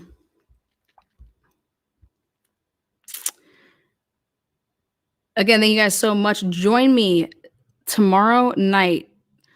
I'm doing a big Dateline like live with a pre-record, and it's all about. I'm going back and it's all the stuff that I've been doing in the Brian Drake chiropractor versus chiropractor. Brian Drake was a chiropractor killed. I am revealing the police drug connection. I am revealing a bunch of things that I've been working on. Obviously, I was just in Idaho. I'll be going back, but starting from the beginning, laying out the timeline with new additions, and then never before seen camera footage from bank surveillance to show that I found a cop cruiser, I believe, that was in the back alley. The only way that you could leave the back alley from Dr. Drake's, you know, building right after the time of the murder. I got cops going there, circling, beginning his building at 5:30. So I've went through, I mean, when I talk about hours, I'm talking like 40 to 60 hours worth of surveillance. I've been putting it all together so that it could be in a, you know, like I said, like a 2-hour Dateline type special. Dr. Daniel Lee Moore is 100% innocent. He was completely framed. He was railroaded.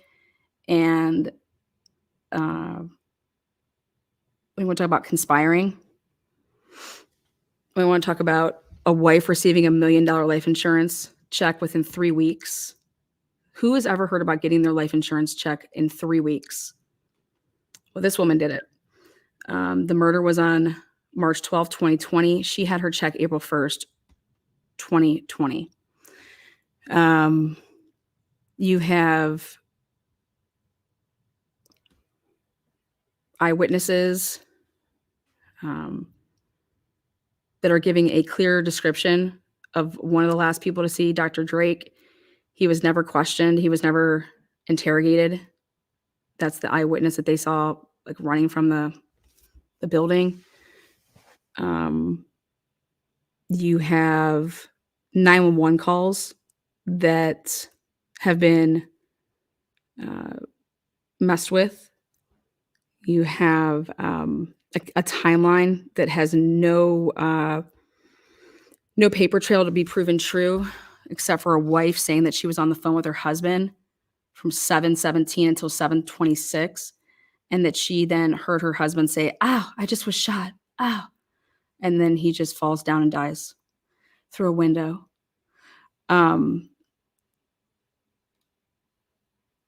I put it all together to show that the timeline and their little Excel spreadsheet that the Idaho State Police put together is unfortunately all surrounding the wrong time of death. And it's based off of strictly information that was given by the wife, not facts in the case. They had the Life 360 app of Brian Drake, his wife, never examined any of her whereabouts, never asked her where she was all day, never once in any interview with the wife. This is a chiropractor that was dealing with 3 different offices in Hayden, Sandpoint, and Bonners Ferry. A cash business with a little bit of credit cards.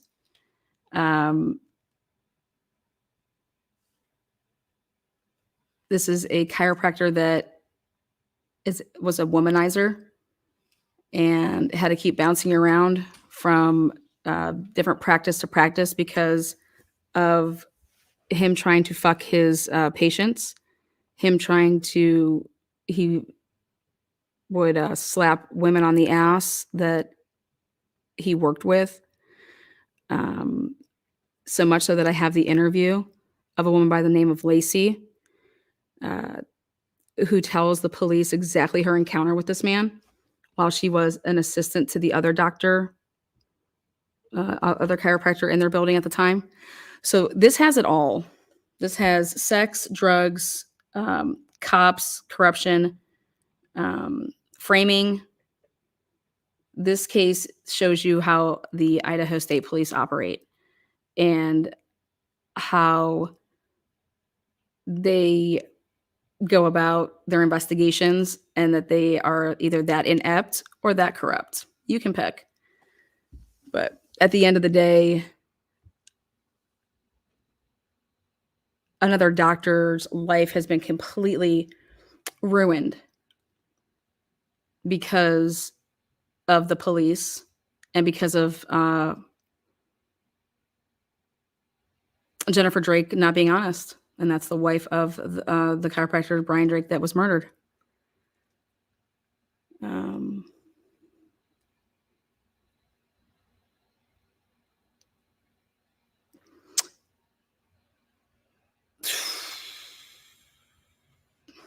I'm this close to being able to say that I think I know who pulled the trigger. This close. But I don't need to prove that. I just need to prove that Dr. Moore was framed, Dr. Moore didn't do it, and Dr. Moore should own the fucking town. And he should be able to sue all these motherfuckers for every fucking penny. And that he just remembers the little people along the way. Until next time, guys. Join me later.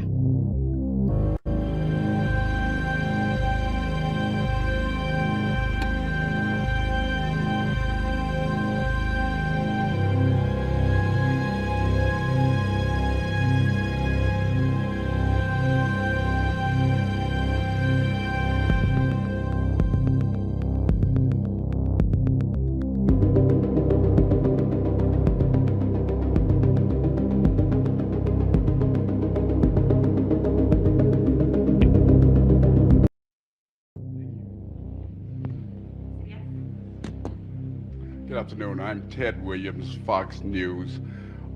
You all have said that these killings are targeted. Can you share with us why you believe they are targeted killings? And do you know who, if any, of the victims were the actual targets of the killings? Why you believe they are targeted killings? And do you know who, if any, of the victims were the actual targets of the killings? Why you believe they are targeted killings? And do you know who, if any, of the victims were the actual targets of the killings?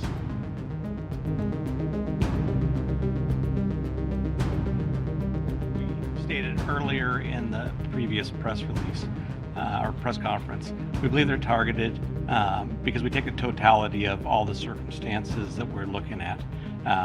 Do we know any one person that it was targeted?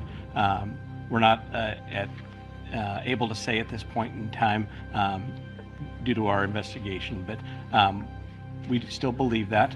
But we, like I said, we take a totality of everything that we're looking at.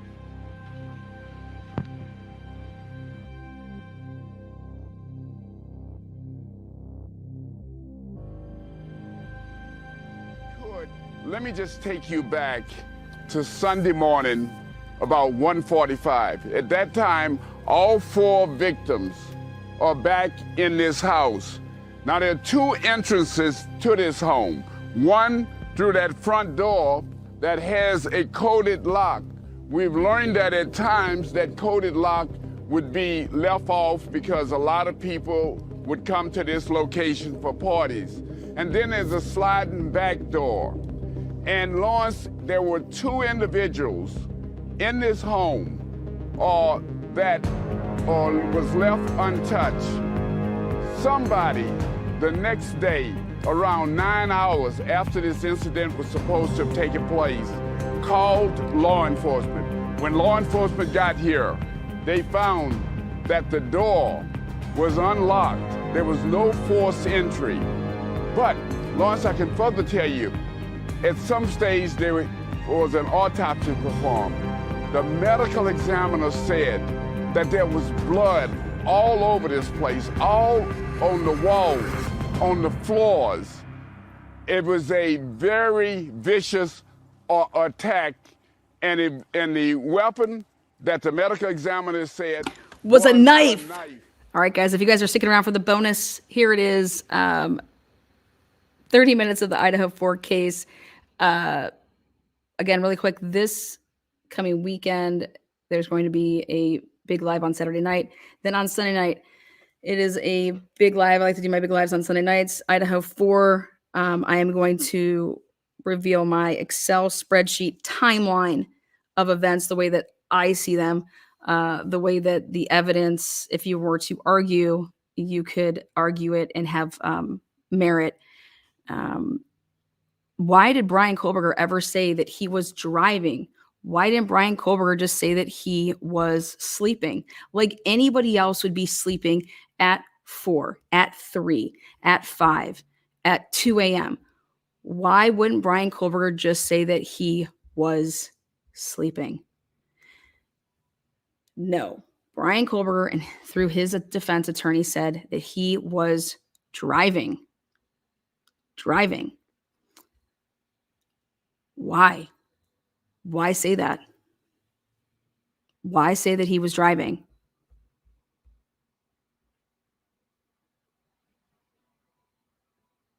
Why say anything? Why say we don't have an alibi? Why not just say we don't have it? No, we're not offering up an alibi. Why not just say we don't have an alibi? Why even just say he was driving? But you don't even have to say that. Why say that? Well, if you go back and listen to what Ann Taylor said at the last hearing, when she said, no, it's actually wrong about you needed to give us X amount of time, and it had something to do around the alibi, okay? Why would Brian Kohlberger or his team offer up anything? You can just say, we're not offering up an alibi. Like this deadline that they're speaking of. And Ann Taylor's right. There's no deadline for anything because there's no case management. What are you talking about? What's going on here? In order to have deadlines for anything, right, you have to have a case schedule. Where's this case schedule? There is no case schedule. We don't even have a trial date. When you put a trial date in, then you have a case schedule where then you have certain deadlines for when you have to have X, Y, and Z in, discovery in, expert witnesses revealed, the last day to depose people. There is a schedule once you put your date in for the trial. So she was right when she said, no, we didn't, there's no deadline on X. Yeah, you can ask for that. You can ask for that. But she said that for a reason at that last hearing. And that's what's going to be centering around what I'm doing on Sunday night.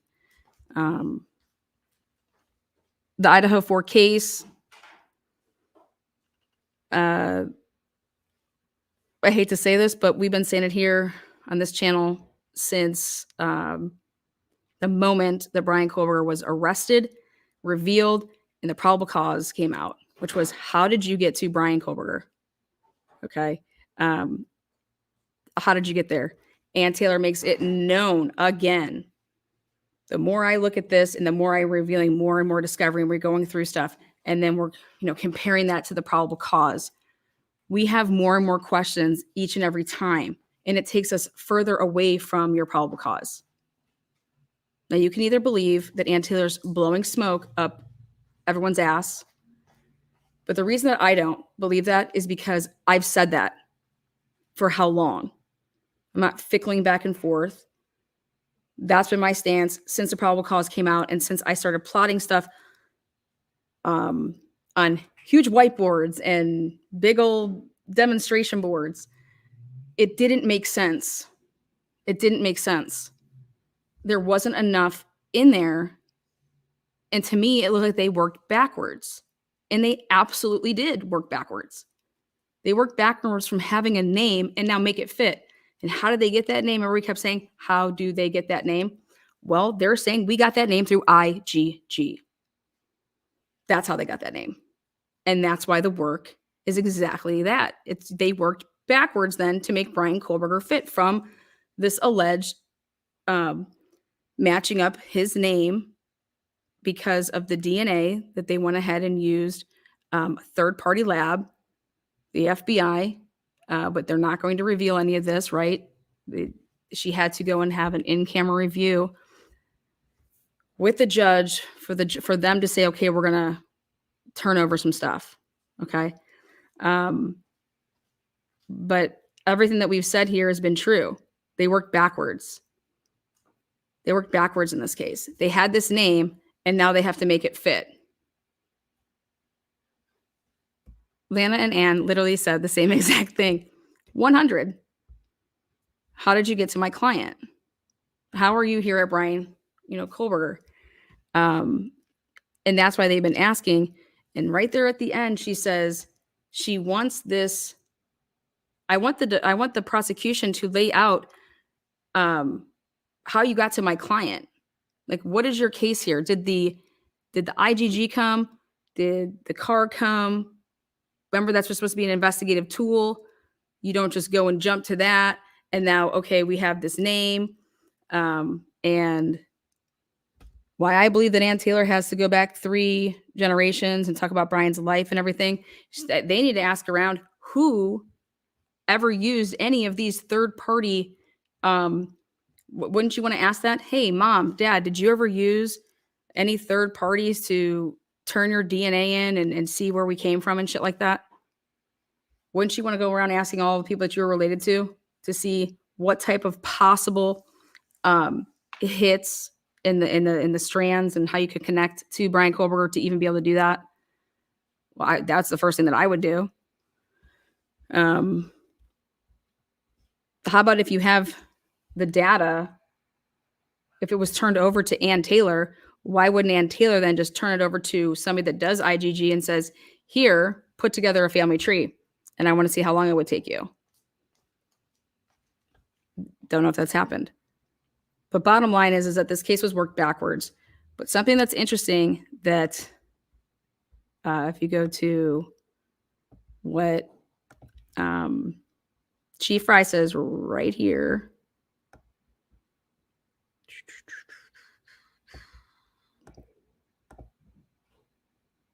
Thing that we're looking at. Totality of all the circumstances.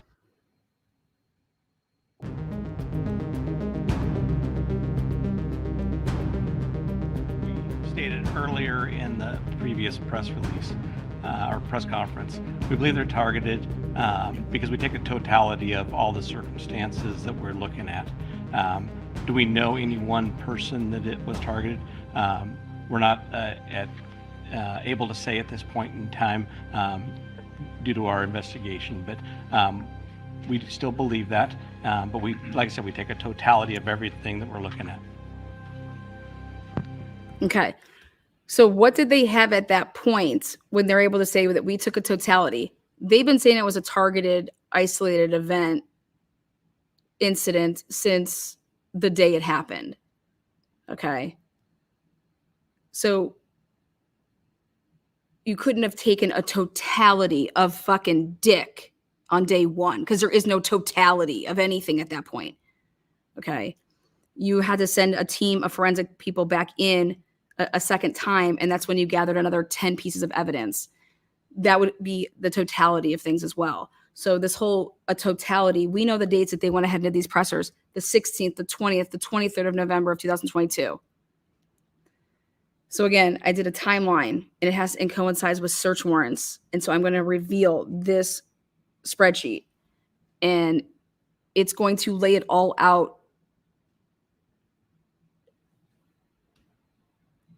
and going to show there's only certain dates that you would be able to say Actually, I'm just going to go ahead and say it. You didn't use the car to get to Brian Kohlberger. Okay. That's not okay. No.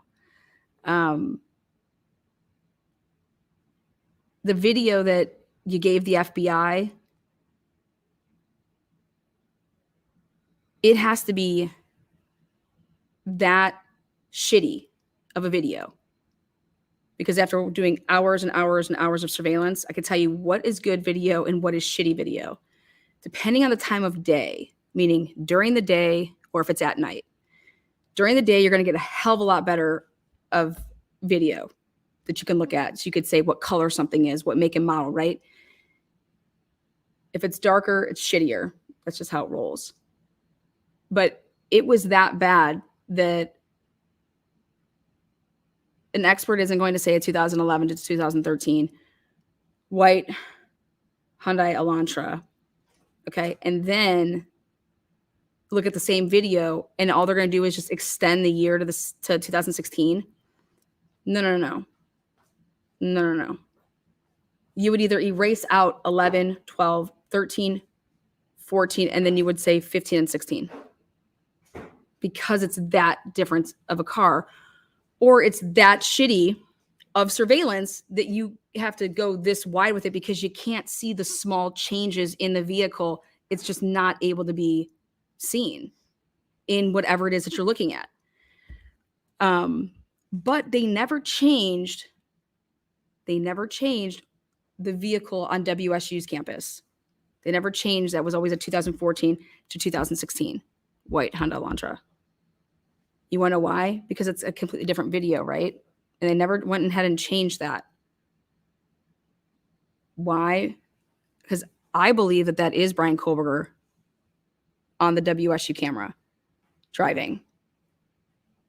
And that would make sense was Ann Taylor saying he was driving because they're going to claim that video on WSU's campus as Brian Kohlberger at 2:47 and at 2:55.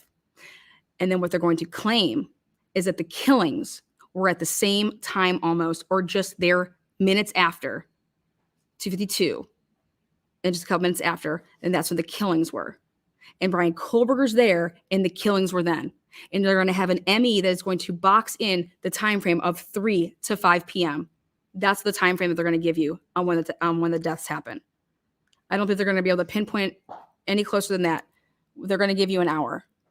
They're not going to say this happened at 3:20. This happened at 4:05. This happened, and then this death was at 4:07. No. And this is everything. If you are, in my opinion, and how you can bank on that is that's why Ann keeps saying, with what we have and what we've been going through, we're placing Brian Kohlberger, and they know this, that he's there at 2:47 and at 2:55. But you're going with the time of the crime between 4:05 and 4:17, and you're wrong. Now, how is she going to say that they're wrong in that? Well, because you're placing it because of who? Dylan's story. Dylan's story is crossed up by Bethany. Bethany is the exculpatory evidence against and for Brian Kohlberger based on Dylan's words, which moves the time of the crime. Because Bethany, guaranteed, is fucking with what Dylan is saying and what time that occurred. Period. That's what Bethany holds. Bethany holds the time of the crime differing from then of what Dylan is saying, or what they are trying to make it seem like Dylan has said. When have I seen this done before? Oh, the fucking Dr. Drake, Dr. Moore case. That's when I've seen this before. That's when I've seen them take surveillance and make it fit a frame job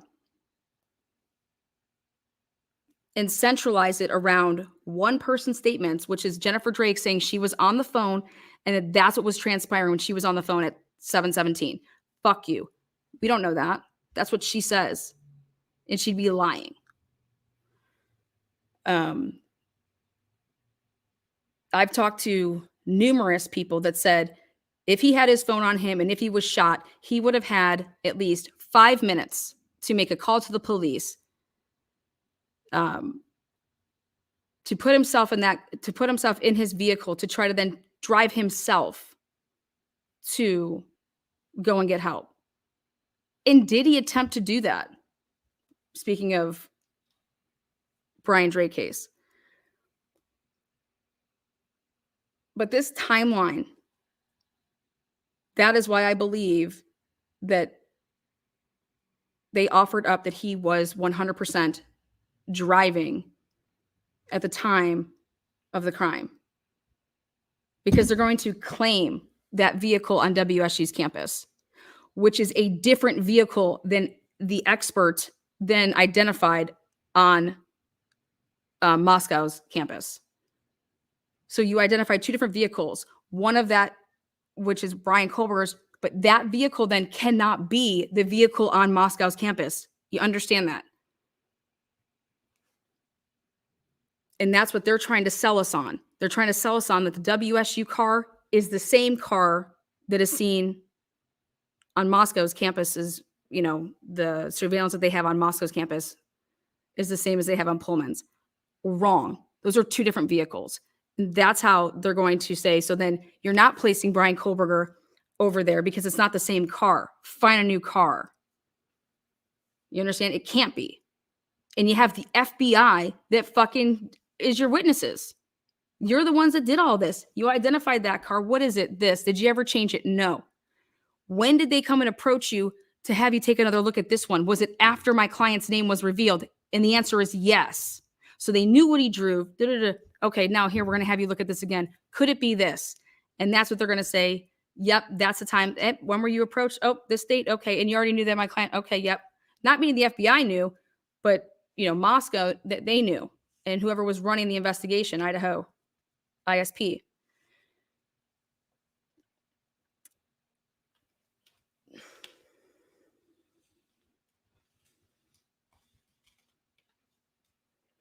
You have it in the probable cause saying that people go back and forth from Idaho to Pullman all the time. It's normal. That's what happens all the time. So then why would it be totally unheard of that Brian would be peeing on a cell tower? He's not GPSing at their house. You're peeing off a cell tower, which 30 other motherfucking thousand people are. So what's your point? On 12 different occasions, and that all of them were late in the evening. Which does what? Oh, it goes with what Brian Kohlberg has been saying, that he drives around at night.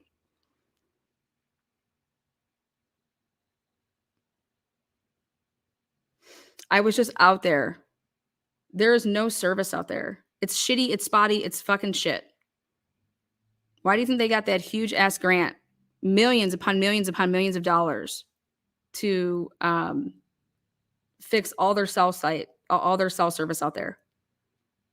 Like I said, my hairdresser thought I was dead or that I blocked her because my phone wasn't even ringing. I wasn't even getting texts. I'm not saying that happened all the time.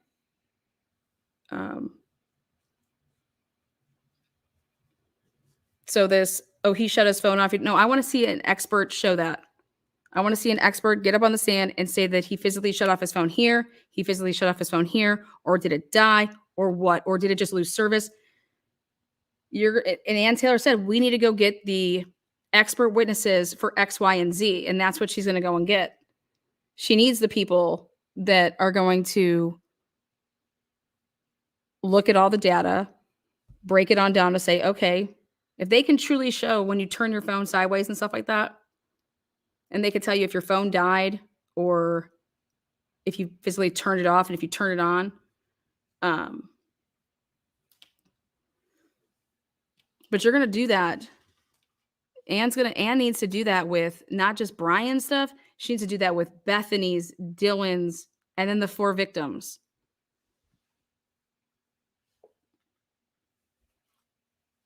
But this timeline of the crime, what they're banking it on is Dylan.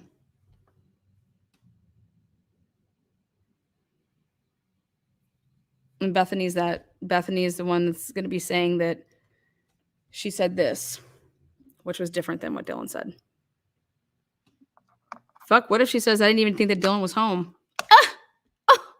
I thought I saw Dylan come in through the door, at 5 a.m. Listen, whatever took place in March of 2023 literally shook the prosecution to the point of, we need to go grand jury. We need to go grand jury. And that's what they did. But they were all set not to do that because they wanted to be transparent. Well, ask yourself why. I mean, yeah, they have the right to just do that, but why? That should bother anybody. They should be asking why. Why would you set a preliminary hearing 6 months out, right? And so that's what you have when people are saying, like, why is this taking so long? Judge. Well, because let me tell you why it's taking so long. Because they told us we're going to have a preliminary hearing in 6 months. So we prepared for and put all of our papers together, and we're doing this because we're preparing for a preliminary hearing. Boom. Then we get hit with, we're not going preliminary hearing. We just indicted on the grand jury. So then, wait, what? We have to find out what happened during this grand jury because they had discovery, right? And they're going through stuff and they want to know, what do you do? What did you present to the grand jury? So when people want to say, oh, they harped on grand jury. Well, sure, why not?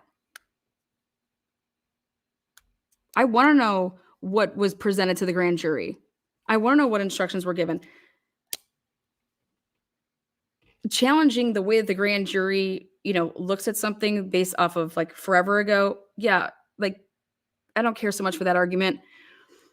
But if there were grand jurors that wanted more, what was said, who was there, who spoke, reading everything, okay. Judge, it took you a month to decide what we got out of just the IGG. Look at all the shit we have to go through. It took you a month to do that. And you want to know why we can't start a trial in like 4 or 5 months? Oh, we don't even have everything yet. We don't even have our we had to start getting our witnesses, our expert witnesses.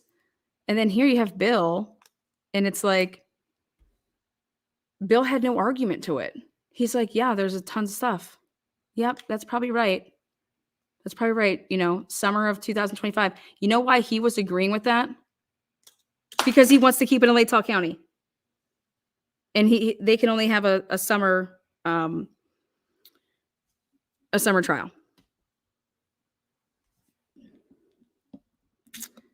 Until there's a schedule set, when there's deadlines and stuff like that, you can hold back whatever the fuck you want to hold back. So judge not putting a schedule in place on when the trial is and putting deadlines on stuff. Nobody has to turn over shit. That's the facts. Nobody's going to be there. There's no schedule. So put a schedule together. But so this weekend on Sunday, I'm going to reveal this timeline and I'm going to say, how do you argue it? I'm going to speculate on what I think based off of some of the evidence that we have, but clearly whatever the defense believes that Bethany said and that they didn't use and that it was exculpatory has to go with the time of this crime. That's what would be exculpatory to Brian Kohlberger.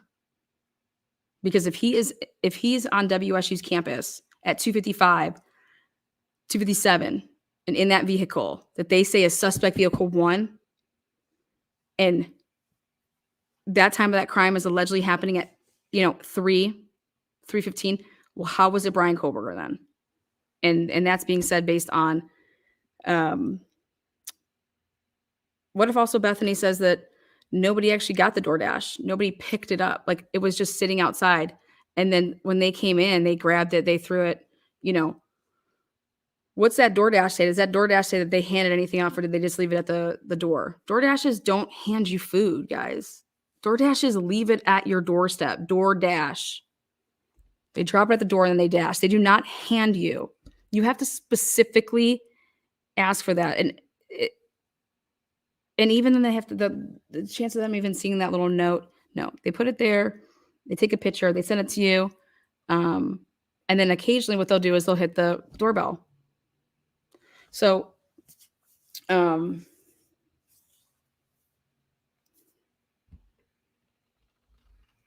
the facts that we have in no way, shape, or form, it actually, what it shows to me is that sheath is way more out of place than it ever was before. Nothing in his car, nothing in his apartment.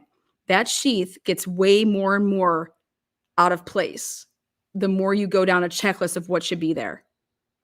And that's why they use that was placed. Well, with Idaho State Police, I would fucking believe it all day long because I'm going to show it to you with the Brian Drake case. They fucking crazy. Idaho State Police be crazy over there. I'm gonna show you how somebody got to this Columbia Bank surveillance camera and deleted motherfucking seconds. Not just like, no, throughout 6 to 7 and 7 to 8. And they paused it. And so I'm actually trying to get this in the hands of a guy that does the, that he can tell if it's been manipulated, tampered. So, but somebody asked me earlier, what do I believe about Linda Lane?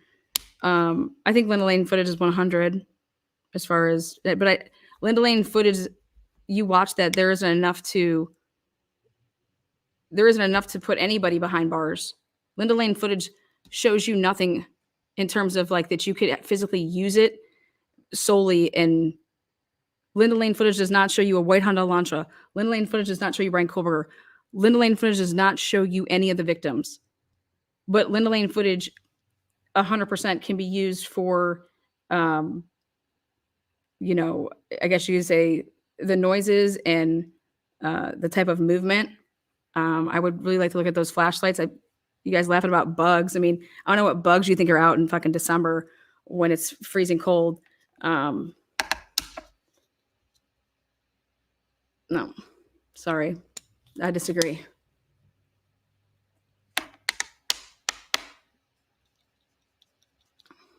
Lana, remember that glitch in your neighbor's camera when your lawnmower was stolen? Yeah, well, that was a Ring camera. That's 100% a Ring camera.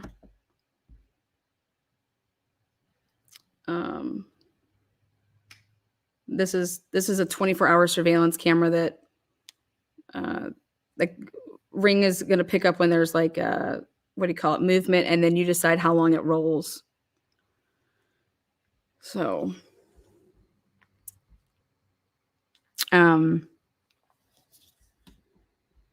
they originally said they thought the time of the crime was from 3 to 4. People would say, oh, we just said that to like keep the killer